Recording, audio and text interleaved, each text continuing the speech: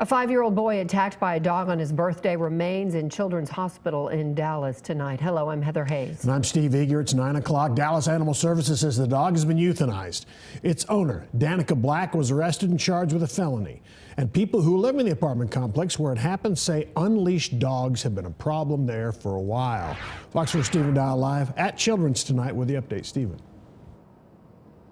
Steve, people living in that neighborhood tell me the apartment complex for weeks has actually been sending emails to residents warning owners to make sure that their dogs are on a leash.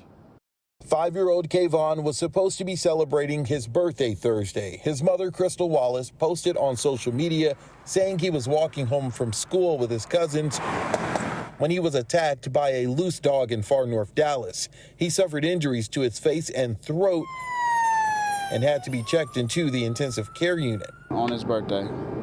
That's sad. That's sad to hear. I hope the family is okay and the kid gets better as soon as possible. Jordan Ware is a dog owner who lives in the apartment complex where the attack happened.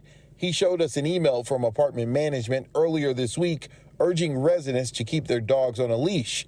He said an unattended dog ran up to him and his dog a few months ago. Came up to me and my dog, and my dog was able to keep her away until the owner came down running from the house. Dallas City Councilwoman Kara Mendelson says she's been in constant contact with Kayvon's mother. She tweeted that Kayvon had a successful surgery overnight and is recovering, calling him a fighter. Dallas Animal Services confirmed the dog has been euthanized. The dog's owner, 31-year-old Danica Black, was arrested and charged with attack by dangerous dog resulting in serious bodily injury, which is a felony. Dallas police have not provided any additional details about the owner or the arrest. Ware agrees with the charge. You are responsible for your animal, and the animal is an extension of you. They should be responsible for keeping the dog on a leash.